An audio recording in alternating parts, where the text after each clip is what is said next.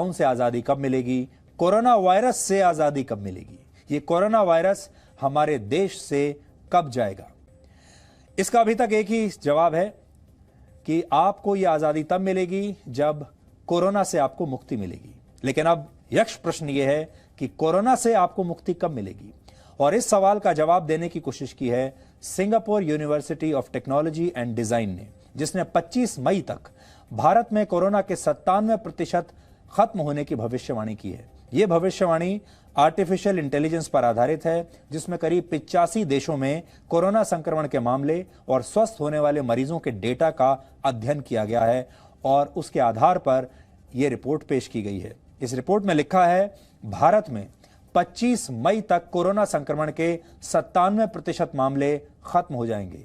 4 जून तक यह संक्रमण 99% तक खत्म हो जाएगा और इसे पूरी तरह खत्म होने में 1 अगस्त तक का समय लगेगा। यानी 1 अगस्त तक भारत में कोरोना वायरस का संक्रमण पूरी तरह से समाप्त हो चुका होगा। इसी तरह पूरी दुनिया में 30 मई तक 97% कोरोना वायरस समाप्त हो जाएगा। 16 जून तक यह 99% तक खत्म हो जाएगा और 100% खत्म होने में 27 नवंबर तक का वक्त लगेगा पूरी दुनिया को।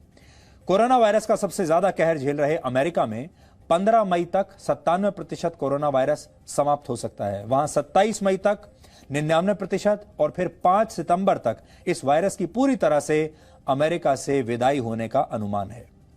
इस स्टडी के मुताबिक मई के महीने में 10 देशों में और जून के महीने में 11 देशों में कोरोना वायरस पूरी तरह से समाप्त हो जाएगा।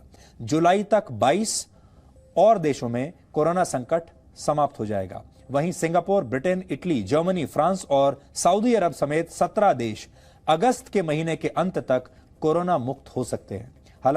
हालांकि ऐसा ही होगा ये जरूरी भी नहीं है। ये सिर्फ एक स्टडी है और ये स्टडी कितनी सही साबित होगी ये हम भी नहीं कह सकते, क्योंकि ये भविष्यवाणी सभी देशों में कोरोना संक्रमण की स्टेज और स्थिति को देखते हुए महामारी के जीवन चक्र के अनुमान पर आधारित है।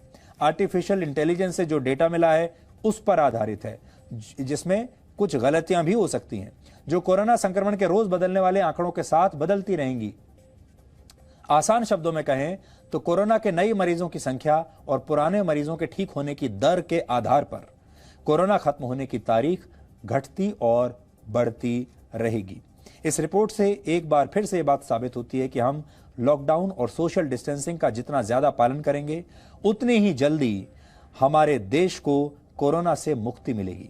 वैसे इस वक्त देश में लॉकडाउन का कोरोना पर क्या और कितना असर और क्या असर हो रहा है, आज स्वास्थ्य मंत्रालय ने इसके आंकड़े भी देश के सामने रखे हैं। अब भारत के 80 जिलों में पिछले 7 दिनों में कोई नया केस नहीं आया है। 47 जिलों में पिछले 14 दिन में कोई नया मरीज नहीं मिला है।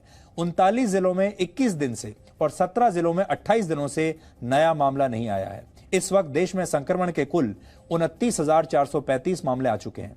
कल सुबह जब तक आप उठेंगे 30,000 हो चुके होंगे, जिनमें से 7,803 मरीज ठीक हुए हैं और अब तक 937 लोगों की मौत हुई है। कोरोना से एक भी मरीज की मौत होना बेहद दुखद है, लेकिन सोचिए अगर लॉकडाउन ना किया गया होता तो यह संख्या कितनी ज्यादा हो सकती थी। कोरोना संक्रमण को रोकने में लॉकडाउन कितना कारगर साबित हो रहा है, इसका पता देश में कोरोना की कम होती रफ्तार से आपको लगेगा। लॉकडाउन से पहले 21 से 25 मार्च के बीच कोरोना के मरीजों की संख्या में प्रतिदिन 22% की बढ़ोतरी हो रही थी। लॉकडाउन के पहले हफ्ते में 26 मार्च से 1 अप्रैल के दौरान यह घटकर 18% हुई। 2 से 7 अप्रैल के बीच लॉकडाउन के दूसरे हफ्ते में 16% रह गई।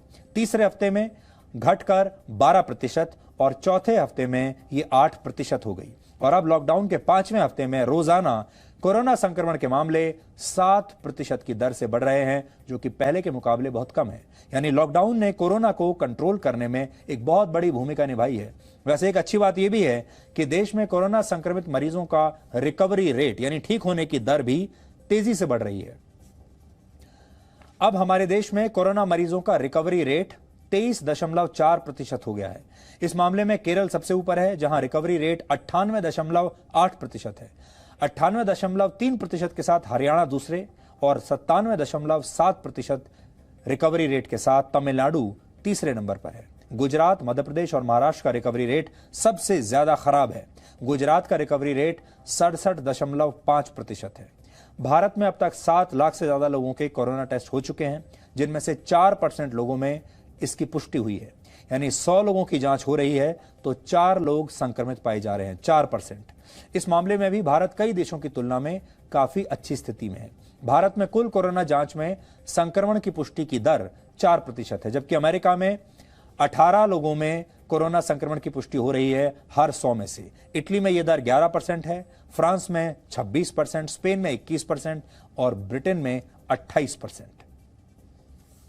दुनिया के 20 सबसे ज्यादा प्रभावित देशों की भारत से तुलना की जाए तो इन देशों में 80% ज्यादा मामले सामने आए हैं और वहां भारत के मुकाबले 200 गुना ज्यादा मौत हो रही है, जो बताता है कि अन्य देशों के मुकाबले भारत इस महामारी का ज्यादा मजबूती से सामना कर रहा है। लेकिन इसका मतलब यह नहीं है कि हमें इतने में ही संतुष्ट हो जाना चाहिए। जब तक देश में कोरोना का एक भी मरीज है, तब तक देश के प्रत्येक नागरिक को अपनी पूरी ताकत के साथ इस युद्ध को ऐसे ही लड़ना होगा।